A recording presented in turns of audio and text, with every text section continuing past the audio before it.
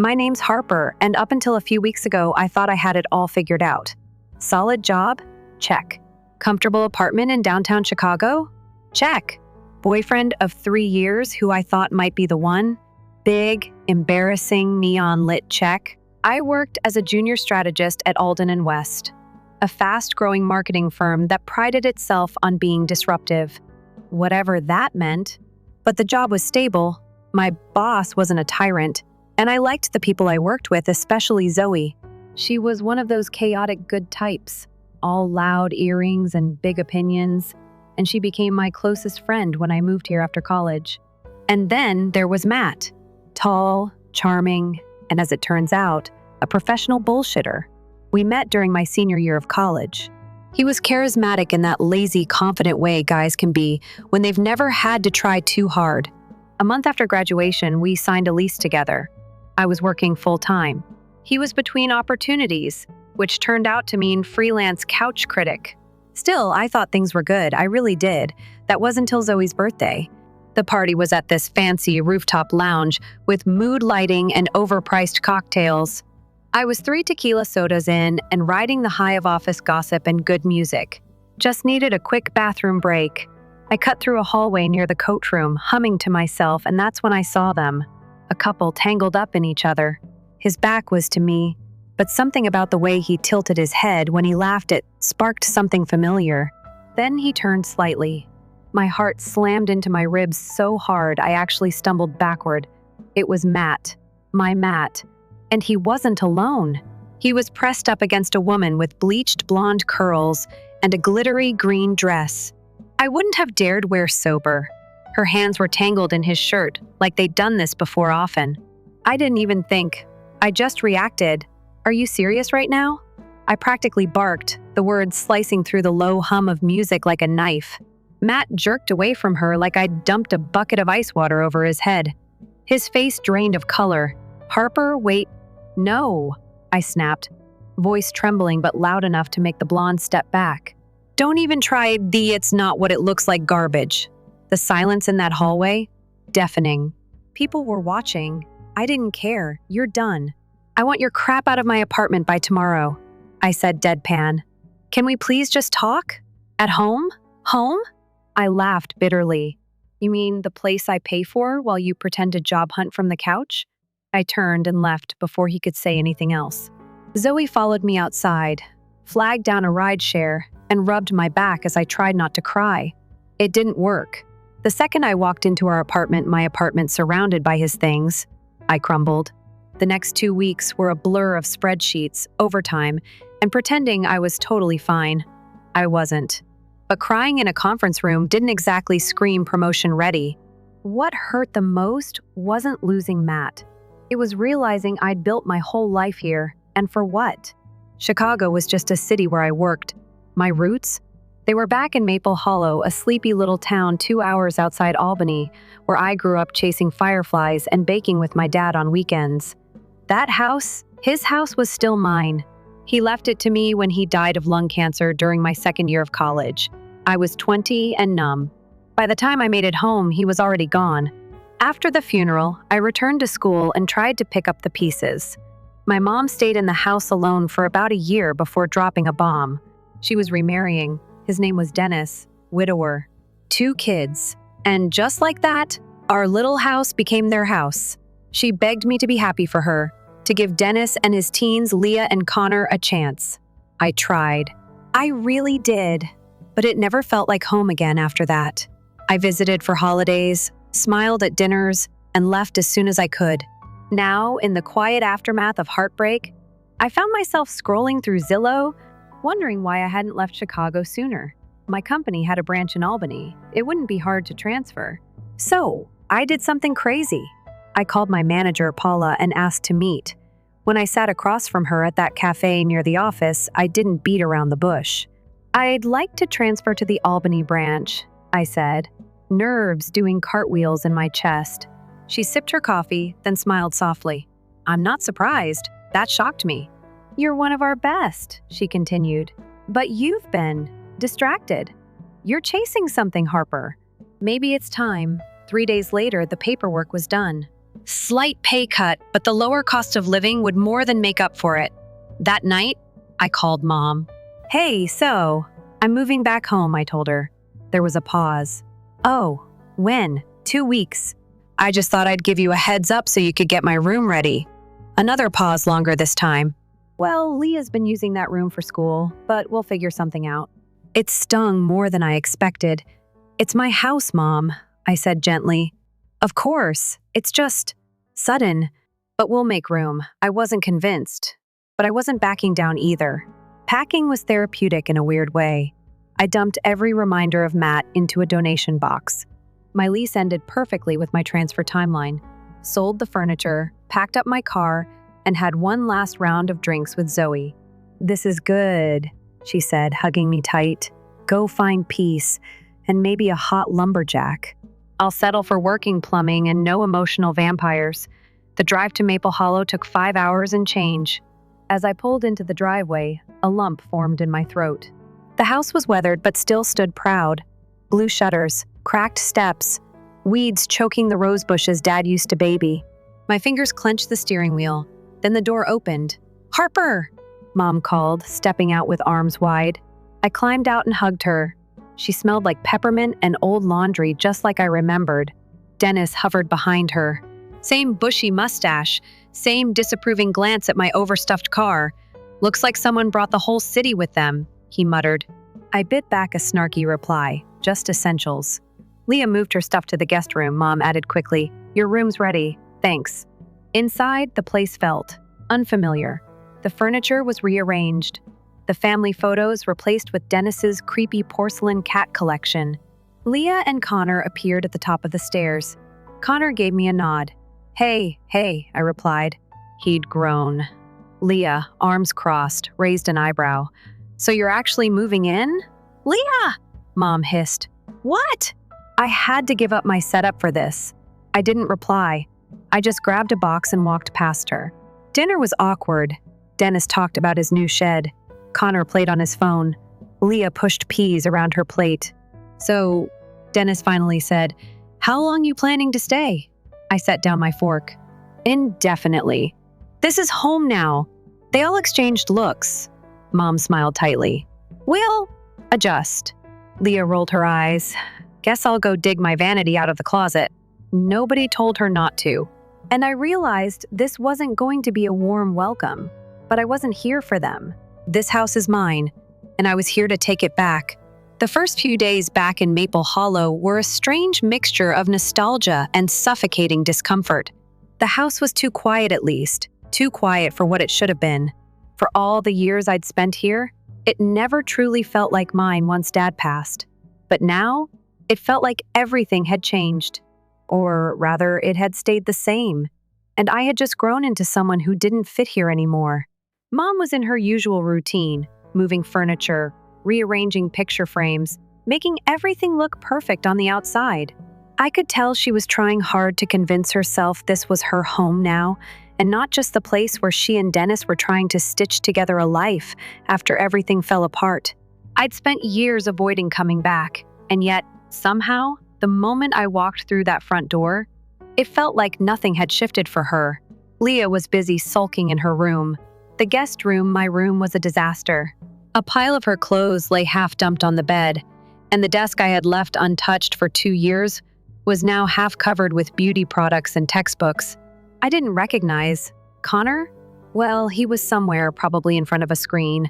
Honestly, he always struck me as the one person in this house who didn't care much about anything. But it wasn't them I had to figure out. It was me. I spent my mornings at the Albany office, reestablishing myself as someone who knew their stuff. The work was straightforward but satisfying, and I found myself leaning into it harder than I probably should have.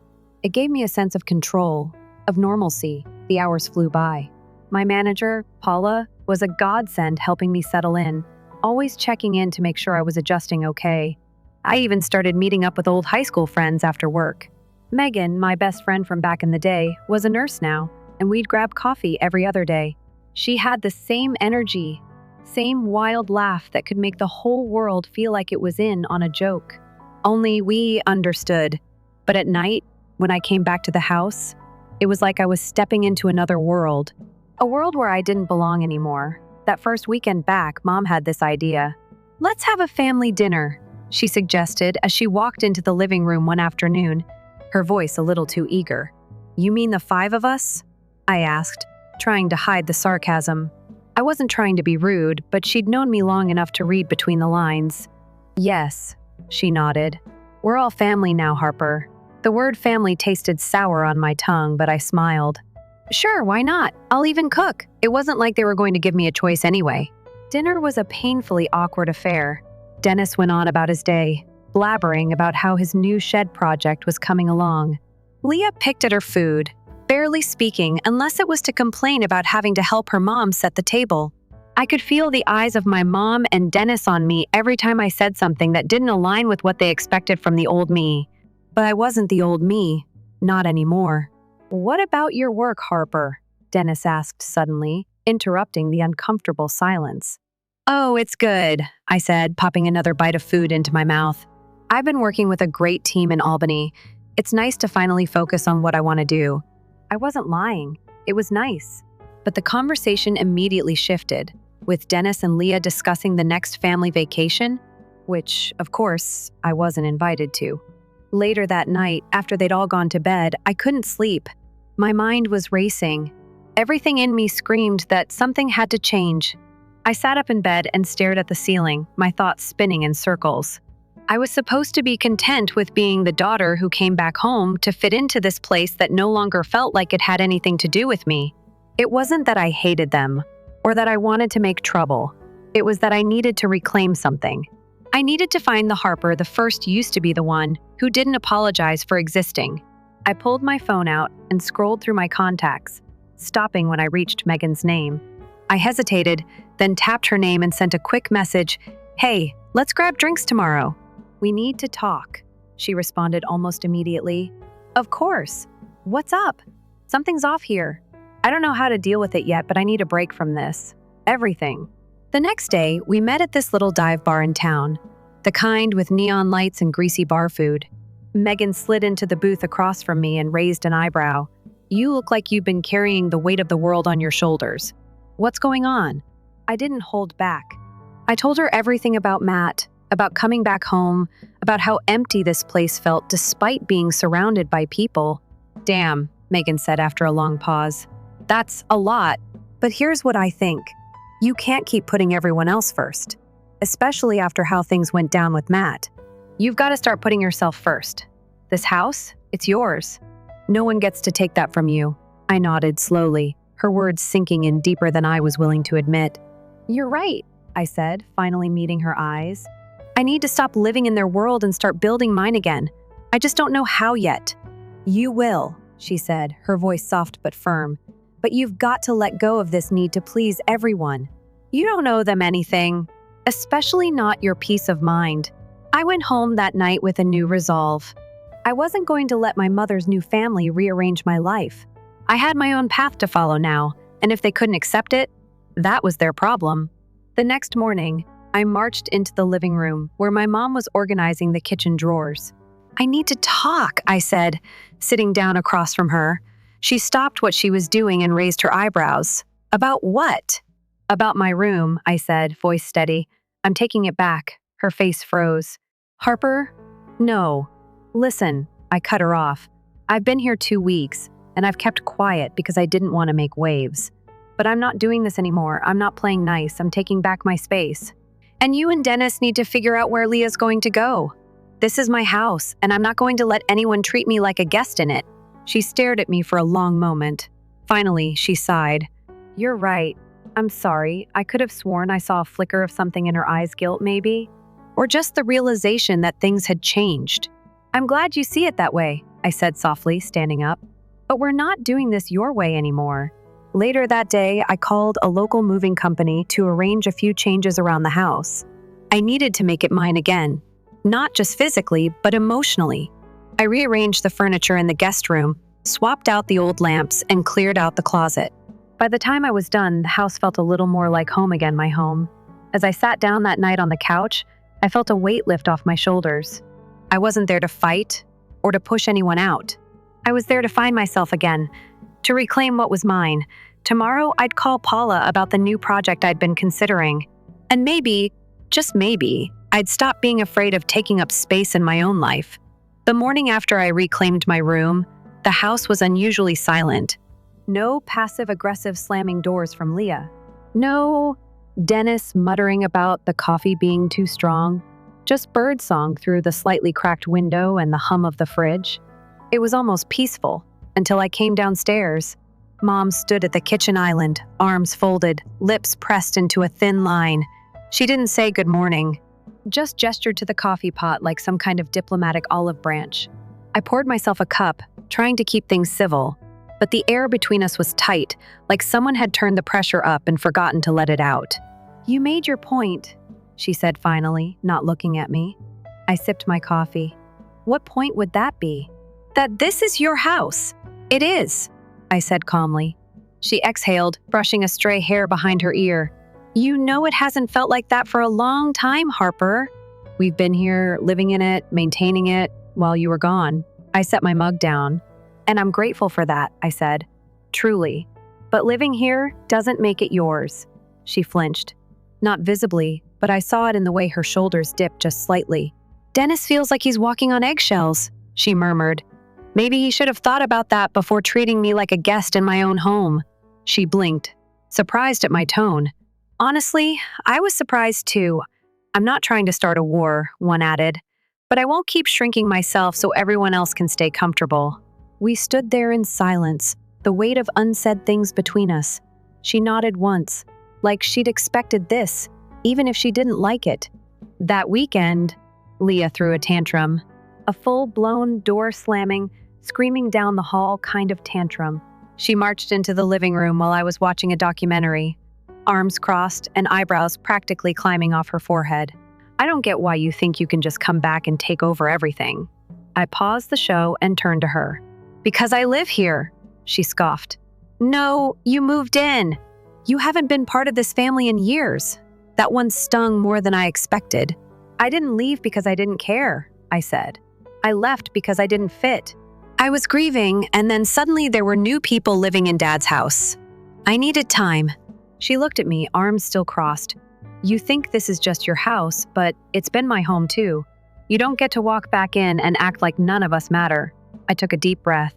"I'm not trying to erase anyone, but I have a right to exist here without being treated like I'm in the way." Leah stared at me for a long second, then rolled her eyes and walked off. No slamming this time. Just footsteps fading down the hallway. Things shifted after that. Not dramatically. Just in small, silent ways. Mom stopped asking if I'd be staying for dinner. She cooked extra without saying anything and left a plate for me in the fridge. Connor started leaving the bathroom light on for me in the mornings, something he used to do when we were kids, and I was terrified of the dark. And Dennis? He kept his distance, which was honestly the most thoughtful thing he could have done. Work was the one place I didn't feel like I had to watch every word. At the Albany office, people knew me for what I did, not who I was related to. Paula had started giving me more responsibility copy approval, client pitches, even internal reviews. It was the kind of challenge I'd craved in Chicago but never really reached for because I was too busy playing emotional janitor at home. It felt good to stretch. Megan noticed the change in me one night while we were out getting Thai food. "You look taller," she said between bites of pad thai. I raised a brow. "Taller? Yeah. Like you're finally standing in your own space again. About time, honestly." I laughed, but it was a little emotional too. "Thanks, I think." We fell into a comfortable silence, the kind only long-term friends can share. Then Megan spoke up again, more serious this time. "Has your mom said anything about, like, rent? Bills? Anything like that?" I blinked. "No. Why? I don't know. I heard from someone at the hardware store that Dennis has been grumbling about extra costs. Just thought you should know." I nodded slowly, tucking the information away. "Good to know. Thanks." Something in my gut turned cold. I didn't like where this was heading. The next week, my suspicion was confirmed. I came home to find Mom and Dennis sitting at the dining table with a stack of paper between them. At first, I thought it was taxes. But as I got closer, I saw the words on the top of the sheet, "Shared Household Expense Breakdown." You've got to be kidding me, I muttered, dropping my bag by the door. Dennis cleared his throat. We think it's fair to split the household costs evenly now that you're living here. Even though this is my house, we've been paying for upkeep for years, he said. Roof repairs, heating bills, taxes. I folded my arms. I offered to contribute before. Mom always said it was covered. Things change, Mom said quietly. You mean now that I'm back and have boundaries? She flinched. No, Harper, it's not like that. Then what's it like? I asked. She didn't answer. Dennis slid the paper toward me. We're suggesting $1,000 a month. I almost laughed. You want me to pay you rent? Not us. The house. I looked at him like he'd lost his mind. The house is mine. Dad left it to me. You're the ones who live here on my generosity. His face darkened, but I didn't care anymore. Tell you what, I said, voice steady. You want to talk about fair? Starting next month, you each owe me $500. Rent. Market rate for the area, which is actually generous considering utilities and upkeep. Mom's mouth opened, then closed. Dennis looked like he was about to explode. You can't do that, he snapped. I can, I said, already heading toward the stairs. And I just did. The fallout was immediate. Leah called me a dictator. Connor stopped talking altogether. Mom cried. Twice. Dennis didn't say a word to me for 3 days. And honestly, it was bliss. For the first time in years, I wasn't apologizing for asking for space. I wasn't shrinking to make room for people who had never once asked if I had enough. I'd stopped asking for permission to exist in my own home. Megan came over that weekend with wine and cupcakes. I heard you drop the rent hammer, she said with a grin. I did. And how's the royal court handling it? I smirked. About as well as you'd expect. We sat on the floor, eating cupcakes and laughing like we were 17 again. For a moment, everything felt simple, clean, real. You know, she said later, swirling the wine in her glass, your dad would be proud. I swallowed the sudden lump in my throat. I hope so. He would, she said again, firmer this time. You're not just taking your house back. You're taking yourself back. And maybe that's what I'd needed all along. It had been 5 days since I told them about the new rent arrangement. No one spoke to me unless absolutely necessary. Not that I minded. Silence was a step up from Dennis's passive-aggressive grunts and Leah's snide remarks. I'd even gotten used to the kitchen being weirdly empty when I walked in, like my presence made everyone else evaporate. Good. Let them feel the weight of what I'd been carrying for weeks. For years, if I was being honest.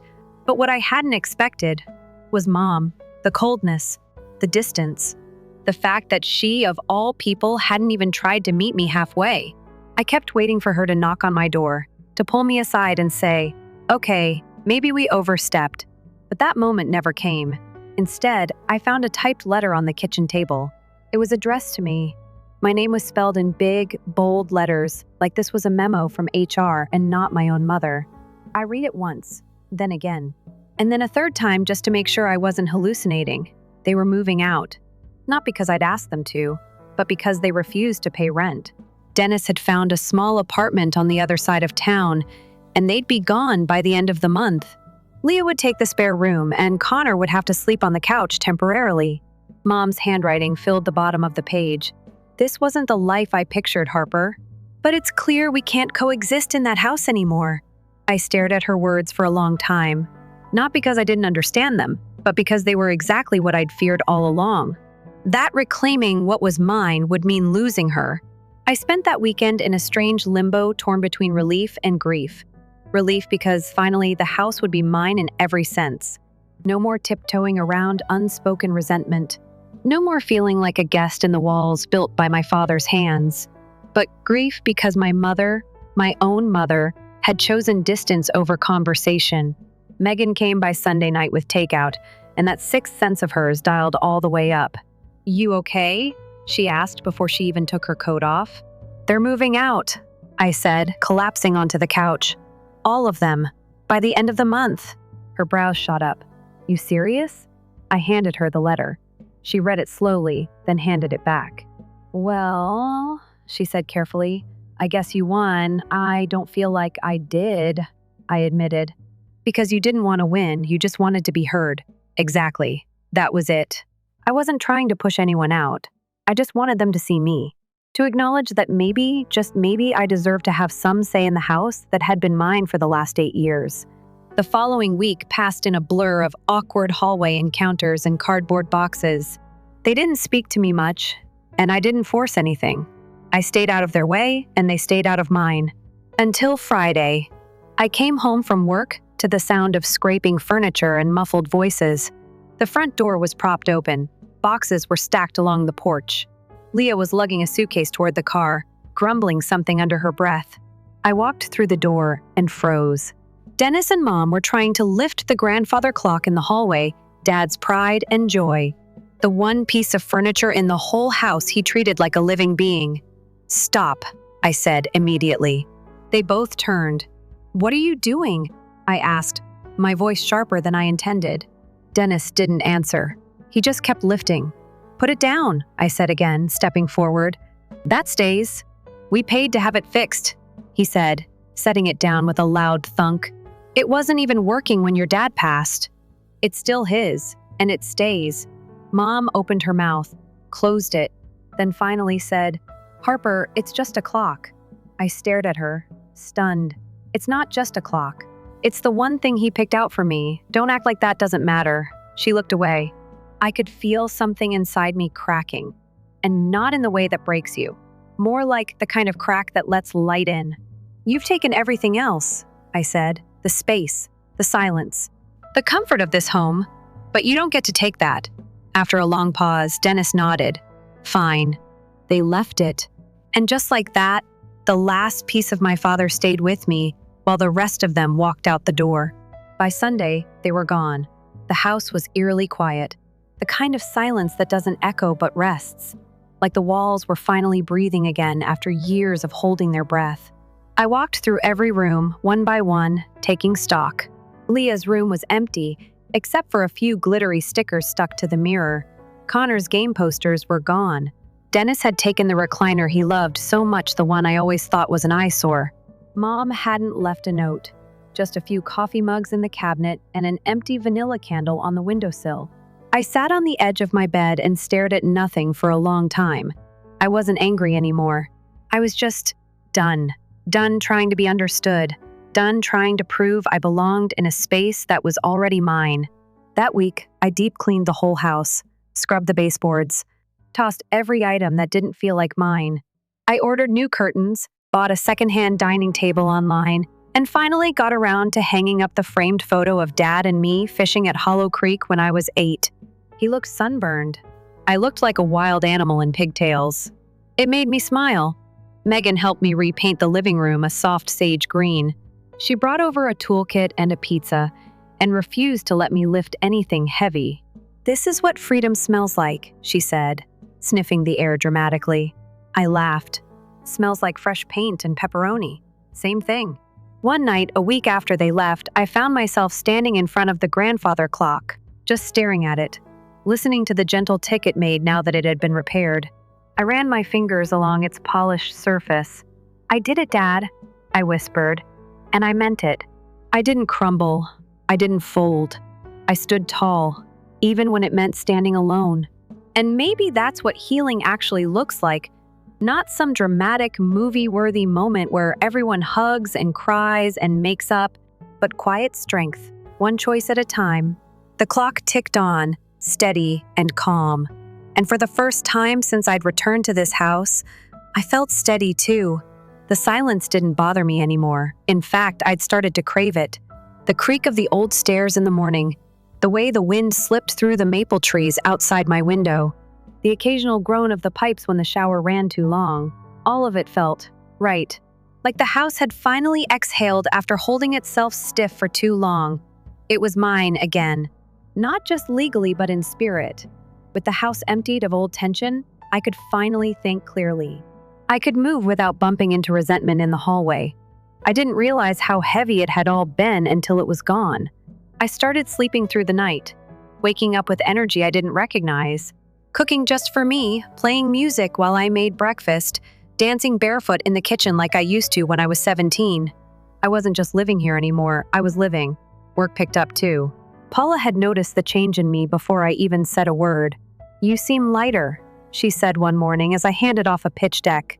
Whatever you're doing, keep doing it, I smiled. I reclaimed my peace. She blinked, then grinned. Well, it suits you. A few days later, she called me into her office and slid a thick file across the desk. There's an opening for regional project lead. It's yours if you want it. I stared at her. You're serious? She nodded. You've proven yourself. Albany's growing. We need someone who knows what they're doing, someone grounded, someone like you. I didn't respond right away. I was too busy swallowing the lump in my throat. When I finally managed to speak, all I could say was, yes. That night, I sat on the porch with a blanket around my shoulders and a mug of tea in my hands. The stars were brighter out here. No city lights to drown them out. Just black velvet sky and the soft hum of crickets. I watched them blink into the distance and felt something unfamiliar settle in my chest. Pride. Not for the job. Not even for the house. But for myself. For choosing to stay when leaving would have been easier. For standing up when silence would have been simpler. For finally saying, I deserve space too. Megan came over the next day with a promotion survival kit, a bottle of wine, a candle labeled Boss Energy, and a handwritten list of things to avoid now that I was in charge. Number 1, she said dramatically, reading from the list, don't become a micromanager. Number 2, do not fall for the cute it guy just because he knows how to reset your router. I laughed so hard I snorted. Too late, I already asked him for help with my printer. Girl, no, she gasped. You're better than that. We sat on the couch, our legs tangled like we were still kids, and talked about everything. About how hard it was to be honest with family, about how scary it was to choose yourself after a lifetime of being told not to, about the weight of letting go even when it's the right thing. You know, she said after a pause, you're not alone in this. You never were. I looked at her. I know, I said softly. But now I finally believe it. A week later, I got a text from a number I didn't recognize. Hey, it's Leah, can we talk? I stared at the screen for a full minute. I hadn't heard from her since they moved out. Not a single word. I wasn't angry anymore, but I wasn't exactly eager either. Still, something in me said, hear her out. Sure, tomorrow afternoon, I'll be home. She showed up on time. No makeup, oversized hoodie, eyes tired but clear. She stood in the doorway like she was waiting for someone to tell her she could come in. Hey, I said, stepping aside. Hi, she replied. Thanks for... Yeah. We sat at the kitchen table. The same one Dennis had tried to claim as his before packing up the last box. I owe you an apology, Leah said quickly. I was awful, I know that. I said nothing. Just let her speak. I felt like you were coming in to take everything away. And maybe I didn't want to admit that none of it was mine to begin with. I was angry.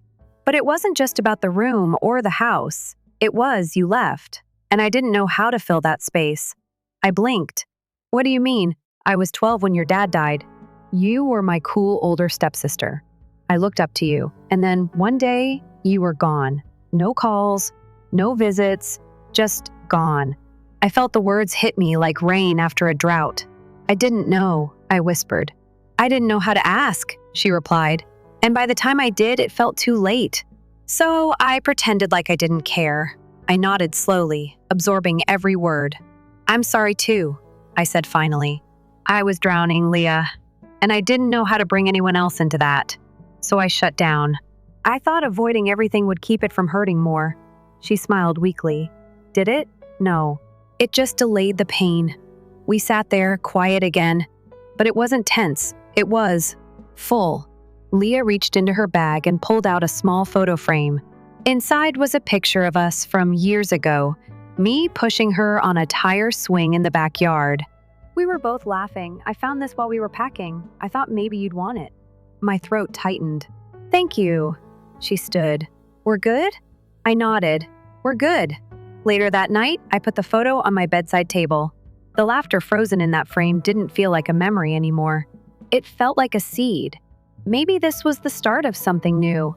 Not trying to rebuild the past, but building something honest this time. Real. I didn't expect things to magically fix themselves. But I had learned this. Healing isn't loud. It's not some big, dramatic moment. It's quiet, simple, soft. Like standing in your kitchen with a cup of tea and finally feeling safe again. Like forgiving someone who didn't know how much they hurt you. Like forgiving yourself for walking away when you needed to. 2 days later, I drove out to Hollow Creek, the fishing spot Dad used to take me when the world felt too heavy. The lake was still there, still calm, still cradled between the trees like it had been waiting for me all this time. I sat on the wooden dock with my feet dangling over the edge and let the breeze wrap around me like a memory. "I'm okay," I whispered. The ripples didn't answer, but I didn't need them to. I already knew. Fall settled in slowly, like the house was finally exhaling with the changing season. The maple trees out front turned gold and red, their leaves scattering across the porch like confetti. The mornings got quieter, colder. I started keeping a blanket near the door, just to wrap around my shoulders when I stepped outside to sip coffee and breathe in the crisp air. It had been nearly a month since they left. And strangely, I wasn't angry. Not anymore. Sad sometimes, sure. Grief doesn't just dissolve like sugar in tea. But the sharp edges had softened. The tension in my chest had turned into something gentler like memory instead of ache. I didn't hear from Dennis. No surprise there. Connor texted once, a simple, "Hey," followed by a meme that made no sense but still made me smile. We weren't close, but that was okay. Connection didn't always need words. Leah sent me an occasional update, a new part-time job, a class she liked, a photo of her new room lit up with string lights and posters. There wasn't a name for what we were building. Not quite siblings, not quite strangers, but it was something, and that was enough. I settled into my new position at work faster than I expected. Project lead meant longer hours, more responsibility, tighter deadlines, but I loved it. I loved the pressure, the focus, the way people looked to me not because I was loud, but because I had something to say, because I listened, because I showed up. Turns out, when you stop carrying the weight of people who don't see you, you have a lot more room to stand tall. Paula pulled me aside one afternoon. "You've got leadership in your bones, Harper," she said. "We've got bigger things planned for you next year." I nodded, but didn't say much. Not because I didn't care, but because for the first time in my life, I didn't feel like I had to prove I belonged. I already knew I did. At home, I started making changes. Little things first. New hardware for the kitchen cabinets. A fresh coat of paint in the guest room, now a reading nook with a floor cushion and soft lighting. I turned the old dining room into a creative space where I could journal, sketch, or just sit in the quiet with my thoughts. Then came the garden. The flower beds Mom used to tend had been overrun with weeds, but underneath, I found the bones of something still alive. I cleared out the mess, one root at a time, turned the soil, chose herbs and wildflowers and late-season vegetables that would keep the yard vibrant into the fall. I planted lavender along the walkway. Every morning, the scent reminded me of quiet strength, of not needing to bloom loudly to matter. One Sunday, I found myself going through the attic. I hadn't stepped foot up there since coming back. It had always felt off-limits, like cracking open a box I wasn't ready to look inside, but something drew me in that morning, curiosity maybe. Or maybe closure. The attic smelled like dust and cedar. Like secrets and seasons past. I sifted through old photo albums, my high school yearbooks, a bin of Dad's tools I hadn't seen in a decade. And then, tucked in a corner, I found a cardboard box marked in his handwriting, "For Harper." I sat down on the old rug and opened it. Inside was a folded letter, and beneath it, a bundle of little things: his fishing license from our last trip, a photo of us at the county fair, the tiny wooden compass he used to keep in the glove box just in case. My hands trembled as I opened the letter. "Pumpkin, if you're reading this, it means life moved on without me. And that breaks my heart a little. But I want you to know this house is yours. Not just because it has your name on it, but because it holds your fire, your stubbornness, your heart. One day, it'll feel too small for you, and that's okay. Grow. Leave if you need to. Come back when you're ready. This place will wait. I built it with love so you'd always have a place to return to, even when the world gets loud. And when you do come back, don't just live here. Make it yours. Love you forever, kiddo." Dad, I didn't cry right away. I sat there, stunned, holding the paper like it might vanish if I breathed too hard. Then the tears came slow and quiet.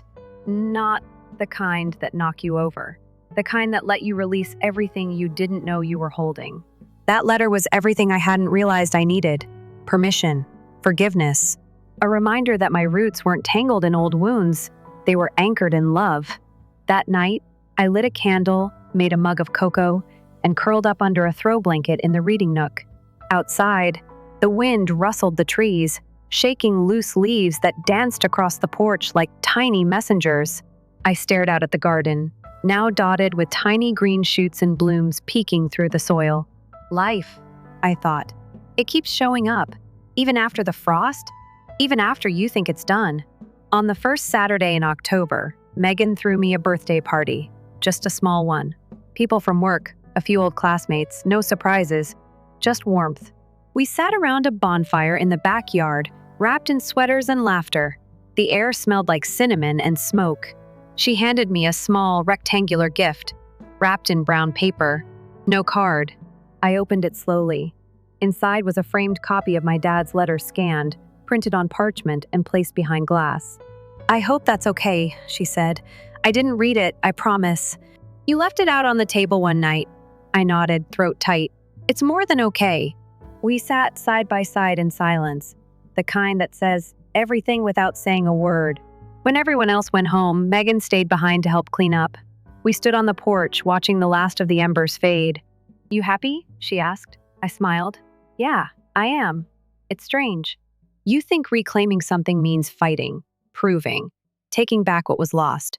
But sometimes, reclaiming just means remembering. Remembering who you were before you made yourself small. Before you gave away your space to keep the peace. Before you forgot that peace should include you too. Now, this house is full of echoes, but none of them haunt me. They remind me of laughter, of strength, of a stubborn man who built a life with his hands and left it behind not as a burden, but a gift. This house waited for me, and now I've come home to it completely. Story 2, I'm 27 years old, and my name is Jillian. I've always seen my close-knit family as a blessing. My oldest sister, Vanessa, is 30 years old, and my parents have been married for 30 years. Although we have always supported one another through good times and bad, the past year has put those relationships to the test in unexpected ways. Vanessa's marriage ended around a year ago. After a heated argument that the boys regrettably overheard, her husband, Mark, stormed out after cheating on her with a coworker. As simple as that. Ethan, who is 9 years old, and Lucas, who is 7, are 2 elementary school boys that Vanessa became a single mother to. The week after Mark departed, Vanessa wailed over coffee at my flat. "I don't know how I'm going to manage." She appeared to have gone days without sleep, and her eyes were swollen from crying. Mark is being obstinate regarding child support, and the divorce attorney is quite expensive. "We will work things out." I squeezed her hand and told her, "This is not unique to you." I meant it too. I volunteered right away, as did my parents. Every Sunday, without fail, Mom and Dad started buying groceries for Vanessa and the boys, filling her refrigerator. I volunteered to cover half of her rent, which amounted to a sizable portion of my marketing coordinator's salary. It was worth it, though, when she showed relief. Since Vanessa worked until 6, and I left work at 4:00, I also changed my work schedule to accommodate the boys. After work, I would stop by my parents' house to pick up Ethan and Lucas, who went there from school. Until Vanessa picked them up, I would bring them to my apartment, assist with their homework, and prepare food for them. The weekends became into Aunt Jillian. It's time to. While Vanessa slept or cleaned the house, I would take the boys to the movies, the science museum, or the arcade. Without hesitation, I paid for all of those charges. And you're the greatest, Jillian. As Lucas would say, when I bought him popcorn at the movies or gave him tokens at the arcade, his face lighted up with delight. It was all worthwhile because of those times. I felt like I was making a difference when I saw my nephews, whom I adored, happy in spite of their parents' divorce. The initial months were uneventful. Every time Vanessa picked up the boys, she expressed her sincere gratitude to me. As a modest gesture of gratitude, she would occasionally bring me coffee or my favorite dessert. However, after 4 months, I began to notice some differences. First, little ones. One evening, Vanessa hurried in at 7:15 instead of 6. and apologized for being late. Work was chaotic. She was late once again the next week, and then 2 hours later. "This project's deadline is killing me," she said, but something didn't feel right. She was wearing a new blouse that I had never seen before, and her hair was newly done. It was noticeably lower cut than what she usually wore to work. I also noted that she had a full face with red lips and dark eyes, rather than the light makeup she usually wears. Not your typical workplace attire. No success. She shrugged when I inquired casually, hoping to feel good about myself once more. My confidence suffered after Mark. One realized it made logical to desire to feel attractive again after a divorce. However, as the weeks passed, the late pickups were no longer the exception, but rather the rule. Ethan glanced up at me one evening when I was helping him with his math assignment. "Your mother is seeing someone you know." I made an effort to maintain a neutral face. "Did she say that to you?" He gave a headshake. "I did hear her on the phone, though. She was giggling the way she and her father used to before they were constantly upset with one another." Children took heed of everything. The possibility that Vanessa was dating didn't bother me. After everything Mark had done to her, she deserved to be happy. I found it bothersome that she was wasting my time and not being honest about it, rather. And then came the Thursday that was a game changer. The boys were to be picked up by Vanessa between 6:00 and 8:00. Her phone went straight to voicemail, and she was still not there. By 9 o'clock, I was really worried. I gave my parents a call. "Did you hear from Vanessa, Mom?" "Her phone is off, and she was meant to pick up the boys 3 hours ago." The person on the other end of the line paused. "I thought she would have told you, honey." Tonight, she had plans. When your kids are waiting for you, what kind of plans call for you to switch off your phone? My mother said. Jillian, in a conciliatory tone, "Your sister has endured a great deal. At last, she feels like herself again. We need to explain a few things, but not just yet. Is it not possible for the boys to stay with you tonight?" I looked at Ethan and Lucas, already in their pajamas that I kept at my apartment for emergencies, playing a board game on my living room floor. "Of course they can stay," I said. "But, Mom, this isn't right. We'll talk tomorrow," she said and hung up. I made up the pull-out couch for the boys and tucked them in, assuring them everything was fine and their mom would pick them up in the morning. As I lay in my own bed that night, staring at the ceiling, I realized something had shifted. What had started as temporary family support was turning into something else entirely, something that revolved entirely around Vanessa's needs, and none of mine. Vanessa showed up at my apartment at 10:30 the next morning. The boys were eating the pancakes. I'd made them still in their pajamas and watching cartoons when I opened the door. She breezed in with a smile that faded when she saw my expression. "Hey, sorry about last night," she said casually, as if she'd been 15 minutes late. Instead of not showing up at all, I took her into the kitchen, away from the boys' earshot. "Where were you? I phoned you a dozen times." "My phone died," she murmured, but her eyes didn't contact mine. She was wearing the same clothing as yesterday, her makeup somewhat smeared. It didn't take a detective to figure out what had happened. "You were with someone?" It wasn't a question.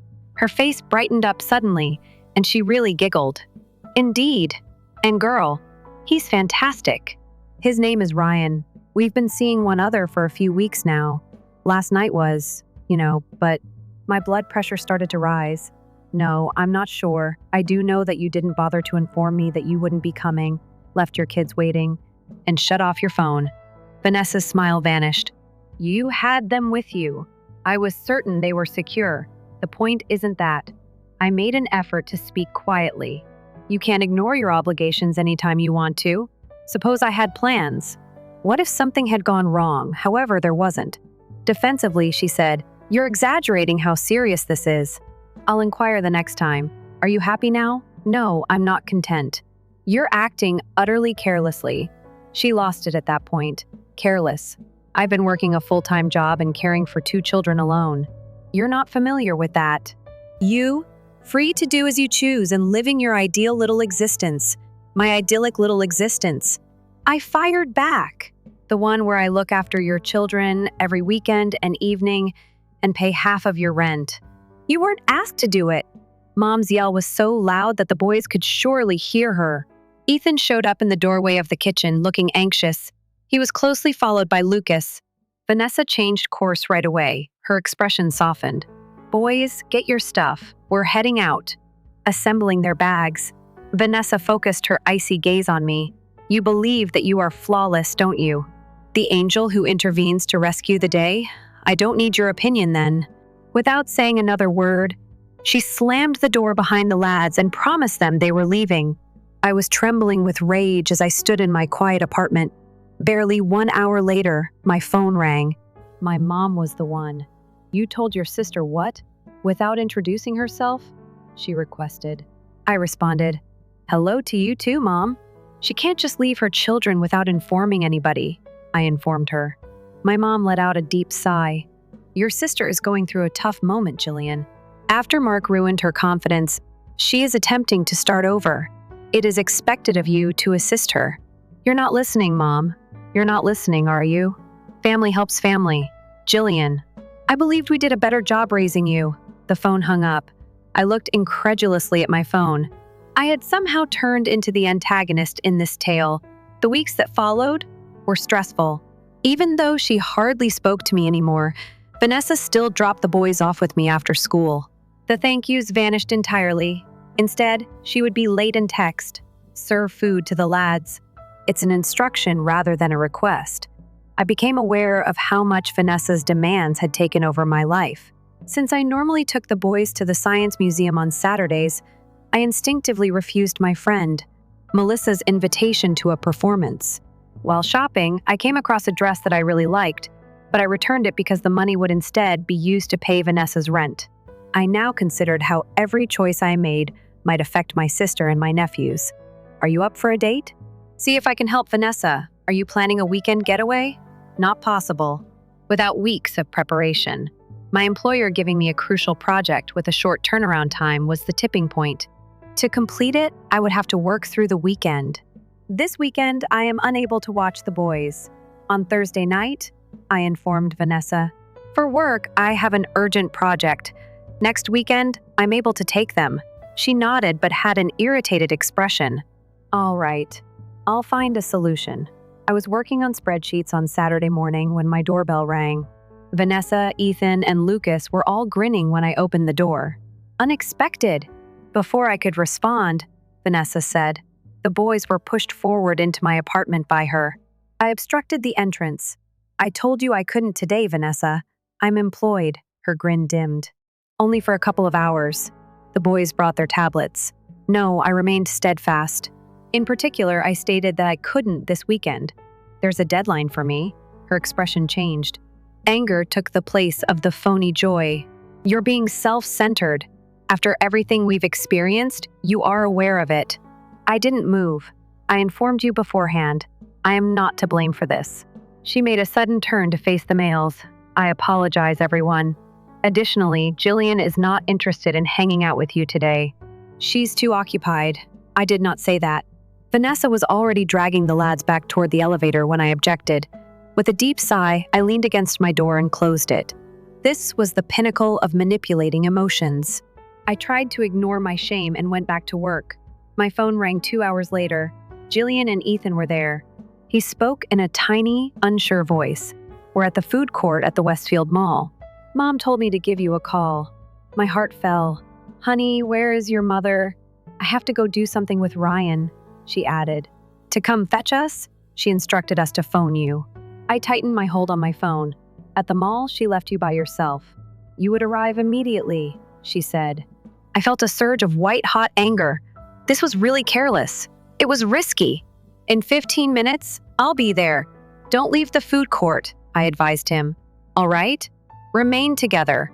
Without thinking, I dropped my work and reached for my keys. This time, my sister had overreached herself. The youngster was seated just where Ethan had indicated.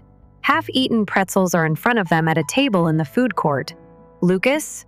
Ethan was ashamed, but his eyes brightened when he saw me. Ed? Jillian. Lucas rushed to give me a hug. Hello, friend. After giving him a hug in return, I turned to face Ethan. Are you all right? Without looking into my eyes, he nodded. You would come even if Mom thought you were too busy. My blood began to boil once again. We had all been duped by Vanessa. Regardless of how furious I was in the car, I knew I wouldn't abandon her kids. I attempted to contact Vanessa once again, but it went straight to voicemail. Naturally, I thought for a moment about reporting abandoned children to the police, but I realized it would only cause the boys further misery. I chose to drive directly to my folks' place instead. Mom was shocked to see us Jillian when she answered the door. "Boys, why are you here?"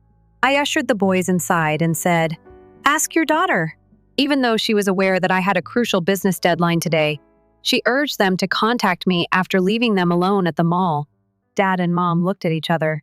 "I'm sure she had her reasons," Mom responded. I snapped louder than I meant to. "Stop it." Surprised, the lads who had gone to the TV turned to look. I spoke more softly. "Give up trying to justify her.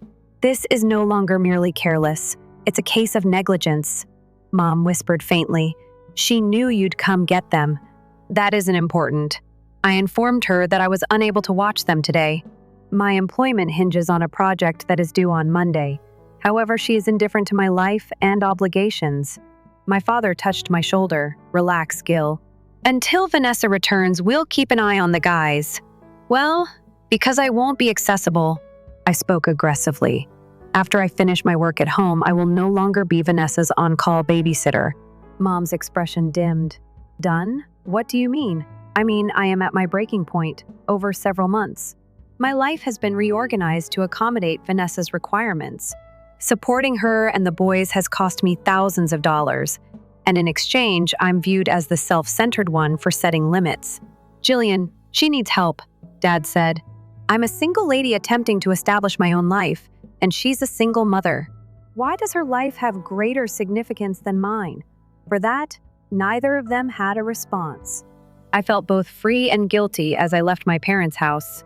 When I got back to my flat, I got right to work and finished late on Sunday night. I opened my messaging app and sent Vanessa a message as soon as I turned in the project. "I can no longer be your fallback option, even if I like Ethan and Lucas. Until you start showing consideration for my time and limits, I won't be available to watch them." Before I could alter my mind, I pushed send. The following morning, Vanessa read the note but did not respond. "I'm good with it."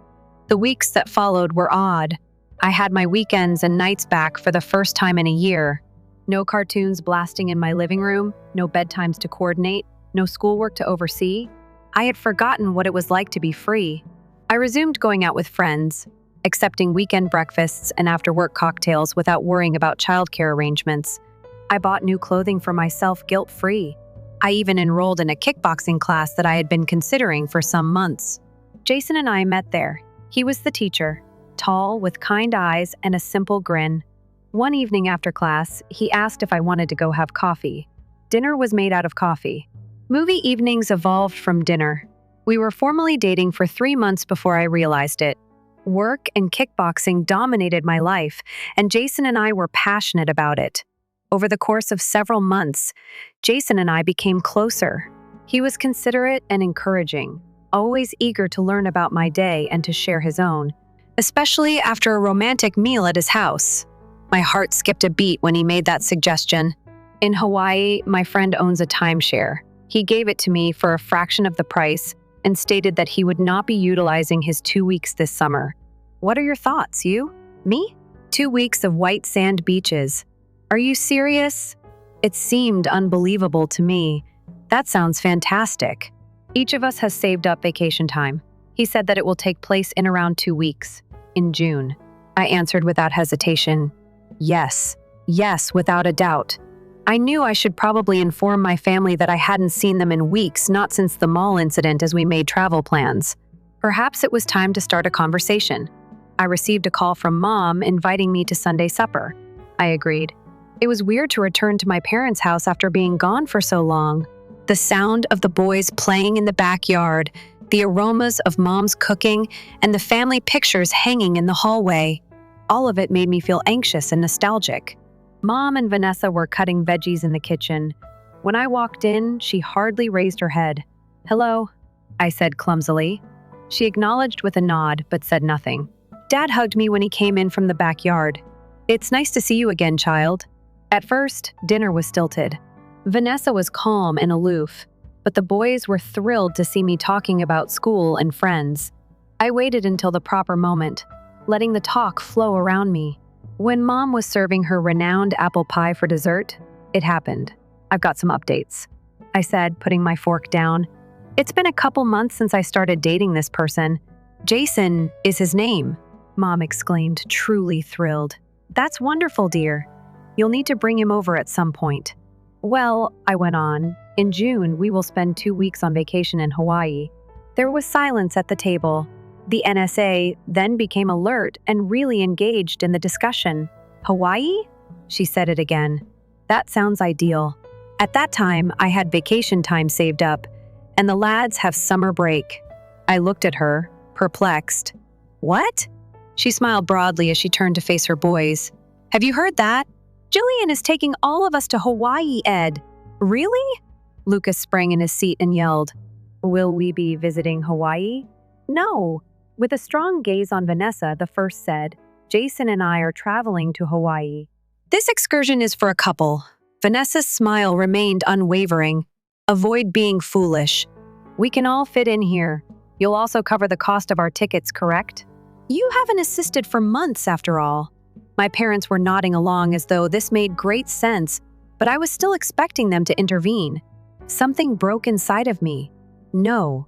Getting up from the table, I said, "We're not taking you and the guys to Hawaii.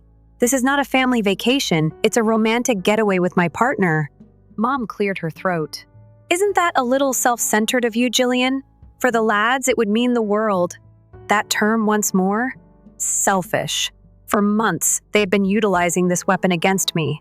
Selfish. There was no comedy in my laughter. Let me explain what selfishness is. Assuming that for a year, I will cover half of your rent. I turned to face Vanessa, dropping off your children without asking at any time, leaving them at a shopping center. I also mentioned that I was busy. Vanessa did start that one time. It's sufficient to do it once. I lost my temper. "You now believe you have the right to interrupt my vacation? I'm organizing a trip with my significant other." Dad raised his hands in a sign of appeasement. "Let us all relax." "I am at ease," I responded calmly. "I recently finished a year of being taken advantage of. In order to assist Vanessa, the first put my life on hold.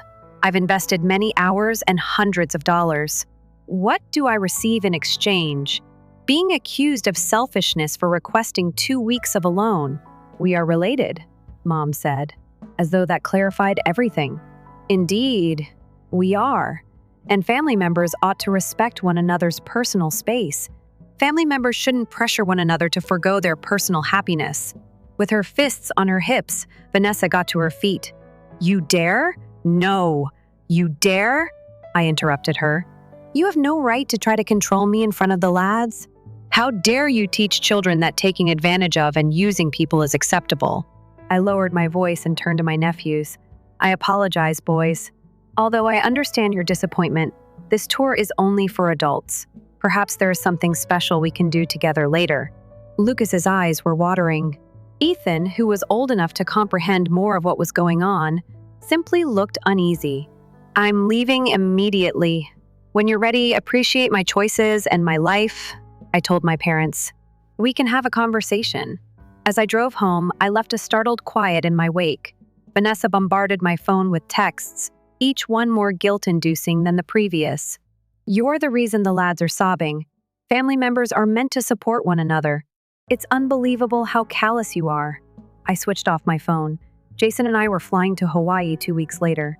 Throughout that period, I had seldom looked at my phone, preferring to concentrate on getting ready for our trip and doing work-related tasks.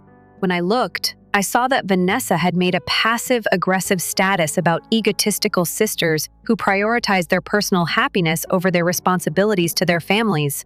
I fought the need to answer. Hawaii exceeded our expectations with its pristine oceans, breathtaking sunsets, and 2 weeks of pure happiness during which we had no obligations other than choosing which beach to visit or which restaurant to try for supper on our final night there. Jason paused and looked at me as we strolled along the moonlight beach. "It's been the best 2 weeks of my life," he remarked. "In fact, the last several months have been." "Everything is better when we are together," I gasped as he crouched on the sand and took a little box out of his pocket. Even though it hasn't been long, Jillian, I've never been more sure of anything. Are you going to wed me? I nodded with tears in my eyes. Indeed, I will, without a doubt. The ring was flawless, a plain diamond glinting in the moonlight. Jason proposed that he move in with me when we got home. Anyway, my lease expires next month, he remarked. Additionally, I would want to use that money for our shared future. Thus, a decision was made. Without giving it any thought, I shared a picture of my engagement ring on social media.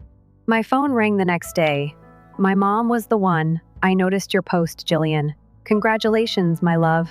With caution, I said, Thanks, Mom, I've been talking to your father, she said. We must apologize to you. We didn't think about how it was impacting you since we were so focused on assisting Vanessa. This was unexpected. Yes, please come over for supper this weekend with Jason. The lads and your sister will also be present. I paused. I don't know yet if that's a good idea, Mom. Please, she said. Our goal is to put things right. After talking to Jason about it, I concurred. That Saturday, I entered my parents' house in a different way than before. Dad genuinely shook Jason's hand, and Mom gave me a hard embrace. Vanessa was pleasant, but not very so.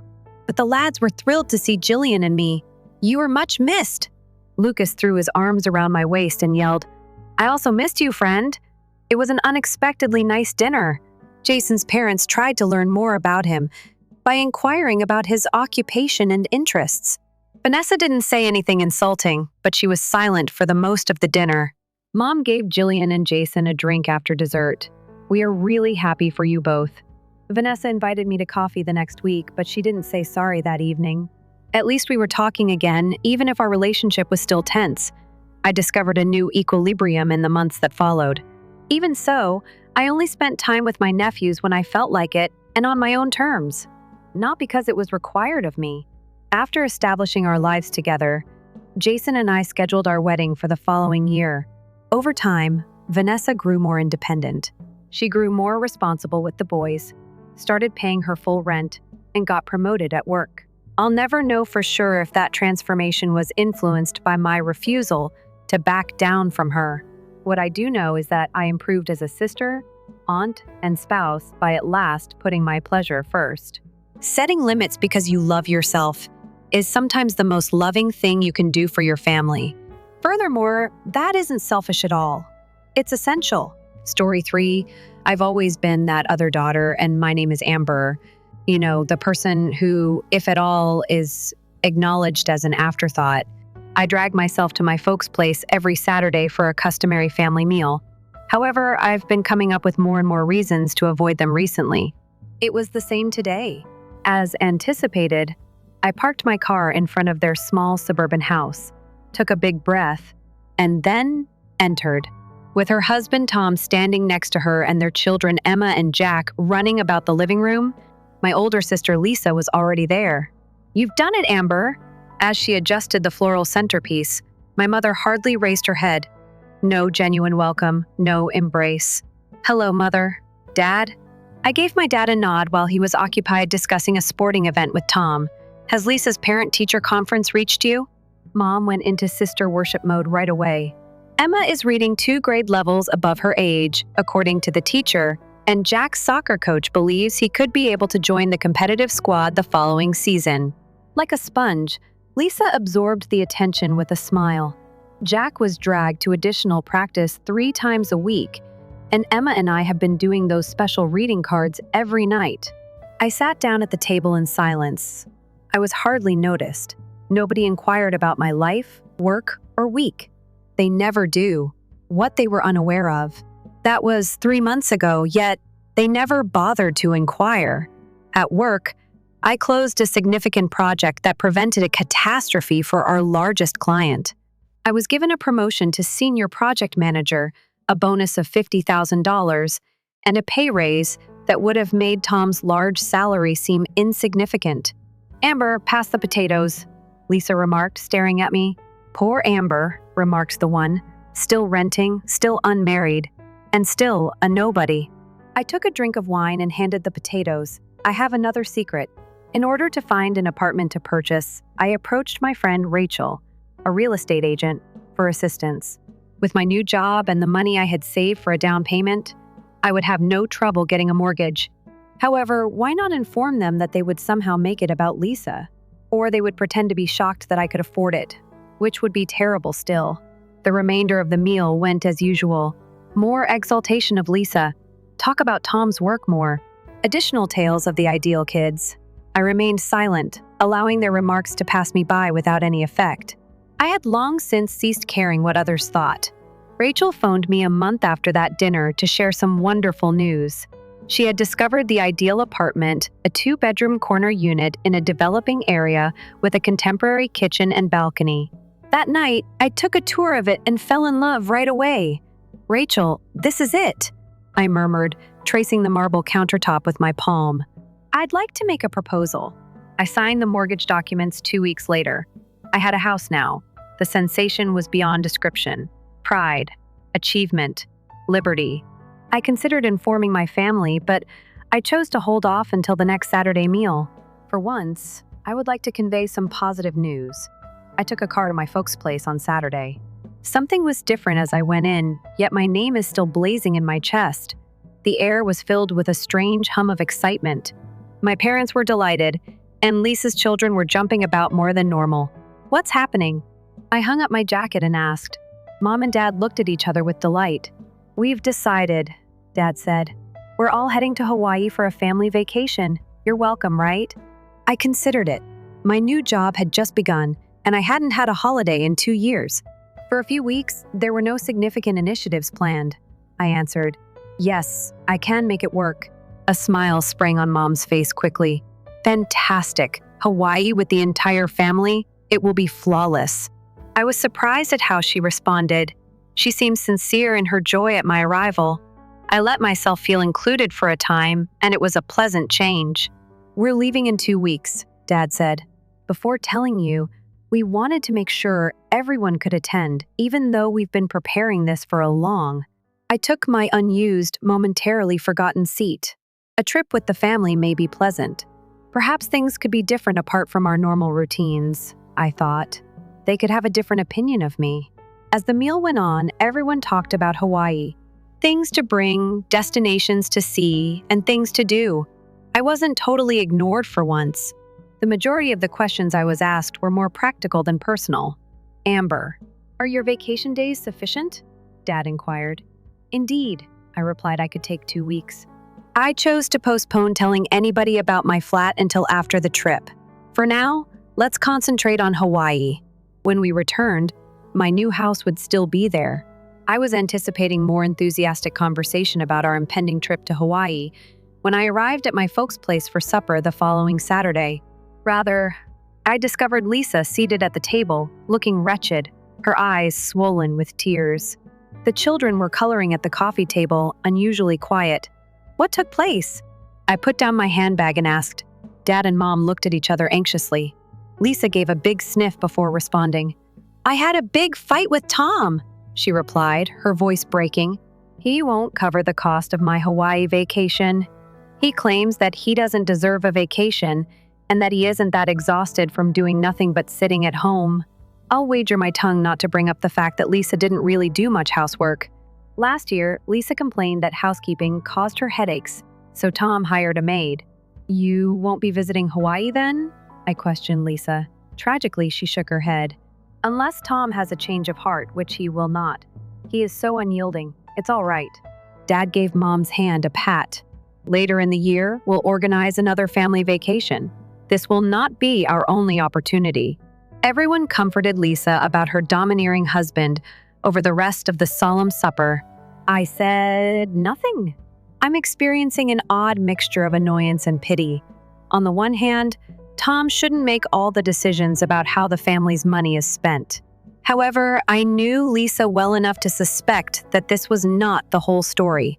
I spent the following week getting ready for my trip. When I asked for 2 weeks vacation, my manager promptly granted it. I am thankful for the success of my latest endeavor. I organized my mail, packed my bag, and mentally readied myself for a 10-day stay with my folks. Without the protection of Lisa, Mom called to confirm our arrangements the day before we left. She responded, "We reserved 2 rooms, one for you one for your father, and one for me. Our accommodations are basic, nothing special, but they will be cozy." "That sounds great," I answered. I was secretly glad we didn't have to share a room. "Tomorrow morning, I'll meet you at the airport." I hung up and surveyed my almost deserted former apartment. I had enough items here to keep things looking nice until after the vacation, but the majority had already been moved to my new location. I still hadn't mentioned purchasing an apartment to my family. After we got back from Hawaii, the first made the decision to surprise them. I met my parents at the airport the following morning. After checking in and boarding the aircraft, we arrived in Honolulu 5 hours later. I was excited even though I was apprehensive about spending so much time with my parents. The air was warm and fragrant when we got off the plane. Our hotel, a mid-range establishment with a good-sized pool and beach access, was about 20 minutes from the airport. I spoke with Chi, the amiable receptionist, when I checked in. She informed me that the standard rooms are completely reserved. Very fortunate.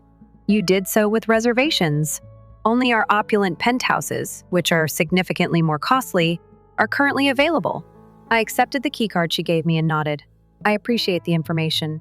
With a queen bed, a tiny balcony, and a shower in the bathroom, my room was basic but tidy. After unpacking, I changed into shorts and a t-shirt and met my parents by the pool for a drink. We spent that day and the next exploring the hotel grounds, swimming in the ocean and adjusting to the time difference. It was actually pleasant. My parents were more relaxed here, less focused on comparing me to Lisa, and I found myself enjoying their company more than I had in years. But on our third day in Hawaii, things changed. I was putting sunscreen in my room, prepared for a morning to the beach, when there was a loud tap on my door. When I opened it, I discovered my parents standing there with troubled looks.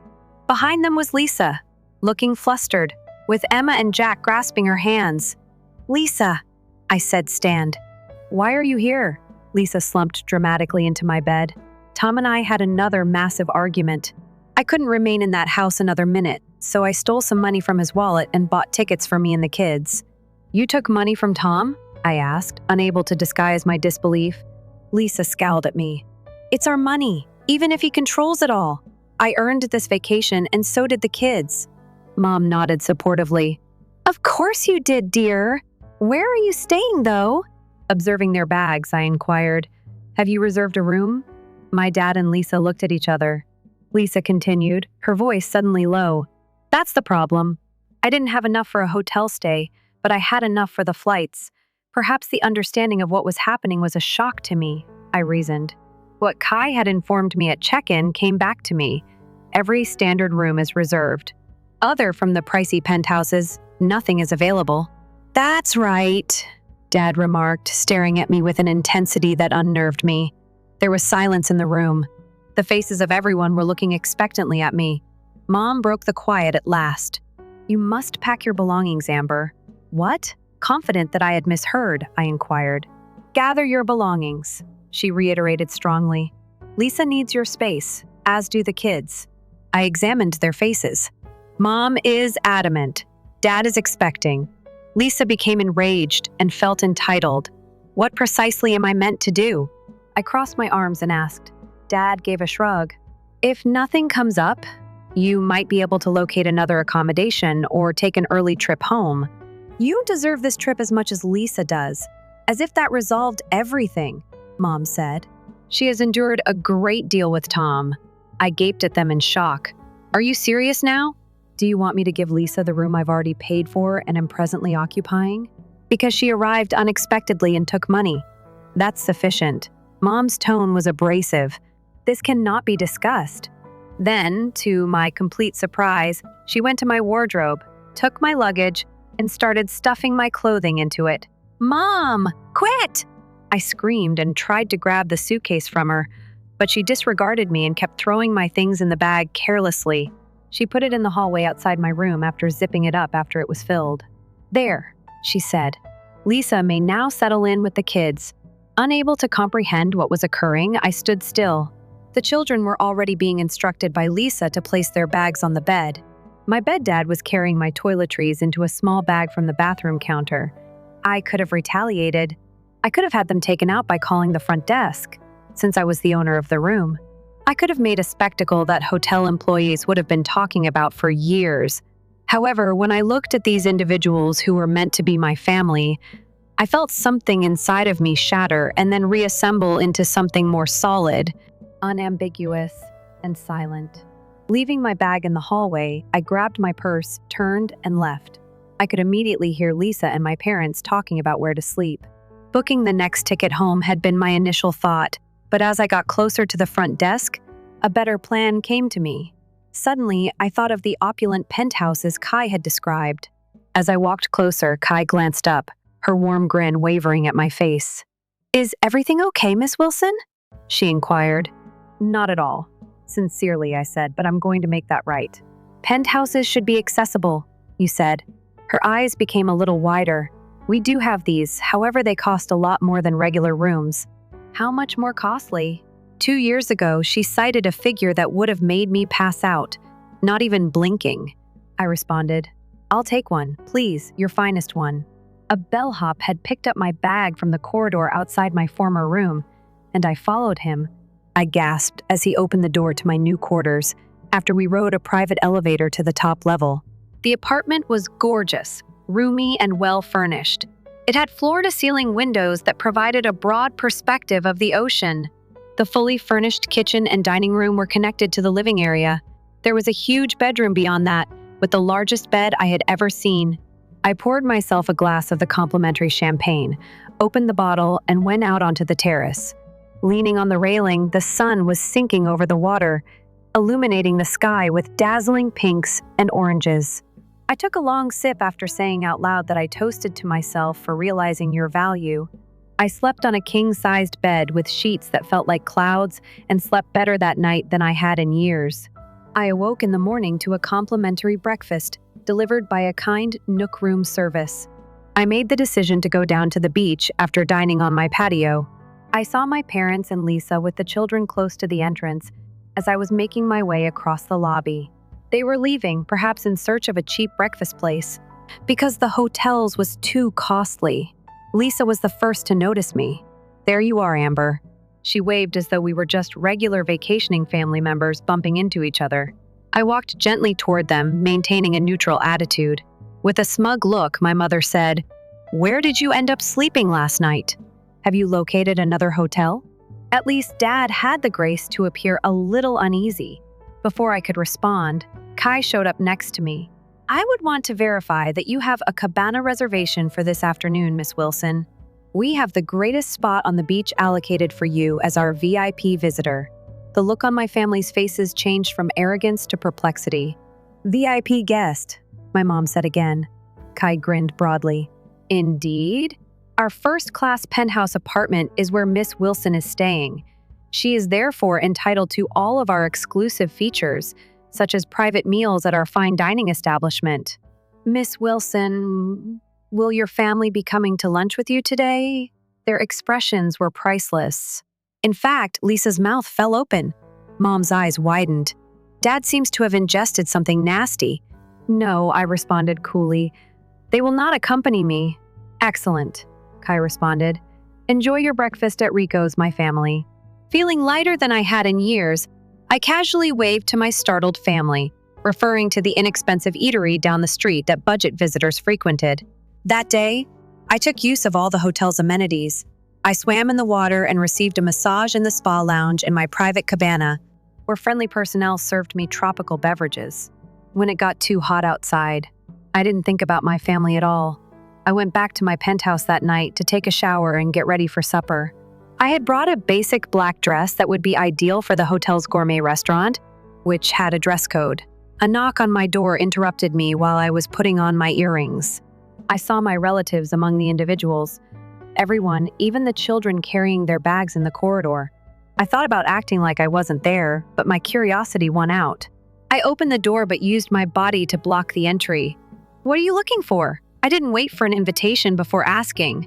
My father, Lisa, the kids, and my mother surged past me and entered the penthouse. They were standing in my living room, admiring the opulence of the space. Mom woke up from her first amber of the day. "We've made the decision to spend the remainder of our vacation with you here." Confident that I had misheard, I blinked. "Please pardon me." Dad said, "We've checked out of our rooms as though that were entirely normal. Lisa and the children also left your previous room," Lisa said, immediately examining the enormous sofa as if she were evaluating it for sleeping space. "We'll all stay here. There is plenty of space," I chuckled. I was unable to resist. "No." When I was able to talk again, I said, "You're not going to remain here. I pay for this particular room. You're not welcome in it either." Lisa moved forward, her tone shifting to the wheedling she used to get what she wanted. "Don't be self-centered, Amber. Take a look at all this room. We are related. Family?" I said it again, feeling irritated. Nobody is kicked out of their room by family. Family doesn't interfere with another person's vacation. Family members inquire about your life and acknowledge your accomplishments. "This is absurd," Lisa yelled. "We have already left our rooms. That seems like an issue." I repeated what my father had stated before. "Before I contact security, kindly go now." They remained still. Rather, they began to argue loudly, shouting over one another. Lisa's words cut through the crowd. "Right now, you're acting quite self-centered. I have kids." I took the phone from the motel. "I'm going to phone the front desk." That briefly silenced them. I requested that security visit my room in order to remove some unwelcome visitors. My family's expressions had changed from entitled rage to terror by the time I hung up. Mom said, "You can't be serious." "Very seriously," I answered. "But where are we going?" Lisa's voice cracked as she asked. "Every inexpensive room is reserved." A knock on the door was heard. Hotel security had shown up in a flash. When I unlocked it, Kai and 2 security guards were inside. "Miss Wilson, is anything wrong?" she inquired. "Indeed." "These folks should go out of my room, but they're not." Kai looked at my folks. "I regret to inform you that I will need to ask you to accompany me," Mom said frantically. "Wait, can't we reclaim our former rooms?" Kai gave a sympathetic shake of her head. "I apologize, but those rooms have already been redistributed to future visitors, as I said when you checked out. Now they're busy." As they trailed Kai away, my mom looked back at me. "Amber, this isn't over." Without replying, I strolled out to my patio and shut the door behind them. My mother's text messages buzzed through my phone. "The Palm Budget Motel is where we are. 5 of us in one room. Mold is the source of the bathroom's odor. I hope all is well with you." From Lisa as well. "Because their mattresses are filthy, the children are sobbing. How can you treat them like this?" I put my phone down and turned it off. Once, their attempts to control me could have succeeded, but not now. I had only myself to worry about. Additionally, it was the first time in my life. I was prioritizing myself. My Hawaiian trip was lovely for the remainder of it. I made a conscious effort to keep my phone off most of the time, checking it only once a day to make sure there was no real emergency. After 2 days, the irate texts from my relatives suddenly ceased. Later, I learned why a hotel employee informed me that they had left the low-cost motel and had taken an early flight back to the mainland. "Only we're going home," my mother had written in a note she left for me at the front desk. "I hope you're happy." In fact, I was more than happy. The rest of my days were spent swimming in the ocean, climbing to a waterfall, going on a sunset cruise, and basically doing anything I wanted to do without the constraints and criticism of my family. I felt like someone else. Lighter, more content, free. When my aircraft was taking off, Hawaii shrank under me and I watched, not depressed but determined. This trip had marked a sea change. The previous state of affairs could not be restored. I took a taxi straight to my new flat after landing. It was mine, albeit it was still bare of furnishings. I made mental lists of the things I still needed to acquire as I went from room to room. I would go shopping tomorrow to get a nice dining table and perhaps some wall art. I had time to properly claim this location as my own. I was back at work and at my new apartment 2 weeks after my trip to Hawaii. I would go right into a new project, speaking out more at meetings and taking on more responsibility with the confidence I had earned from confronting my family. One afternoon, my phone rang. The number belonged to my mother. Even though I had been anticipating this call, I still felt a little nervous when I answered. "Hi, where are you, Amber?" Mom said something accusing. "When we visited your former flat, they informed us that you no longer reside there." "That's right," I quietly responded. I shifted. A pause occurred. My mother's tone suddenly became delightfully intrigued as she talked again. You made a move. To what location? Could you tell us your new address? We should all communicate and make amends, in my opinion. Lisa's anxious murmuring was audible in the background. I claim to have taken out a mortgage to purchase my own home. On the other end, there was a startled stillness, then muted shouts. You purchased an apartment? When did Mom eventually say that? What about 2 months ago? Last year, I received a bonus for finishing a big project, along with a promotion and a sizable rise. How come you didn't inform us? Her voice carried hurt, but I didn't find it very moving. At what time would I have informed you? Did you exclusively discuss Lisa during all those family dinners? Perhaps when I was on vacation and you ejected me from my own hotel room. One more quiet. This time, longer. Eventually, Mom remarked, we should get together and discuss this. Family members shouldn't be apart. What address do you have?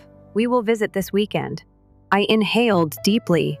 I won't give you my address, Mama. I also don't want to meet at this time. You guys need to give me some room. Amber. Her tone became abrasive. Your family is us. You can't simply stop talking to us. I can, in fact. And that's precisely what I'm going to do until you all realize why your actions have been unacceptable. Before she could answer, I hung up. My heart is racing, but I'm resolute. My family made every effort to get back in touch over the course of the following several months. They sent emails, texts, and phone calls to my work address. They alternated between being irate, begging, and manipulating. Through mutual contacts, I removed the majority before reading them completely. I had heard that there were major marital issues between Lisa and Tom. They were on the verge of divorcing because the Hawaii event had been the final straw. I briefly felt sorry for the children, but I quickly reminded myself that I had no control over Lisa's decisions. For my part, I was doing well. I received another promotion. A hiking club had introduced me to new people, and I had even begun seeing someone I had met at a business conference.